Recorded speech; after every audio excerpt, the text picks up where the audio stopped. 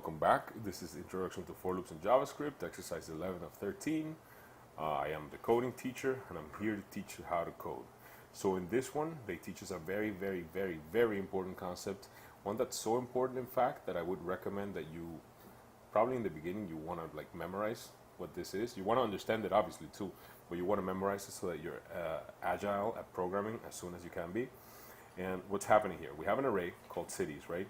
And they ask us to add stuff to it, right? So why don't we go ahead and do that? So my other city is Thugnificent, Razor Fen Downs, then Shatrath, then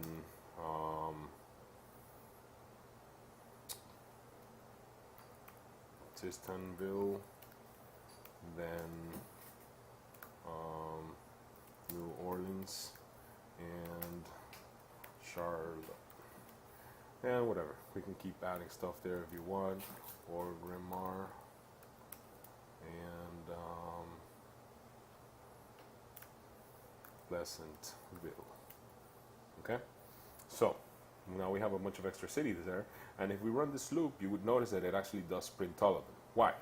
Because var I starts counting at 0 and it keeps going so long as I is less than cities.length. So it's going to adjust to whatever the length of the cities array is, which is pretty cool. So this syntax right here, if you have any array, so if your array is called x, right, you would change this guy to x.length, and then this loop would run through the array x, however many elements it has, and then you are able to access the current element of x in this fashion. Let me change it like this. Okay, so basically, what are you looking at here?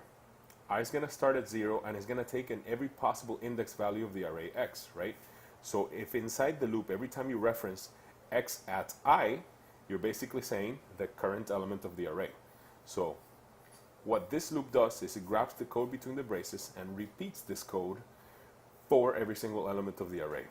And the code happens to reference the current element of the array.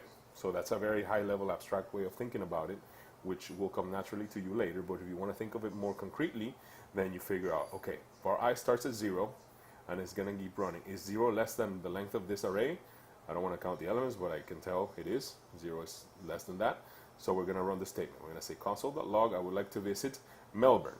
Then we're going to reach the end of the array. So now the I is going to go from 0 and become 1. So is 1 less than the length of the array? Yes. So I'm going to go into this statement, console.log, I would like to visit Amman. Then I++. So now I is 2. Is 2 less than the length of the array? Yes. So I go into here, console.log, I would like to visit Helsinki. And so on and so on and so forth until you reach the end of the array. Let's see how that behaves. And as you can see, is as we had predicted.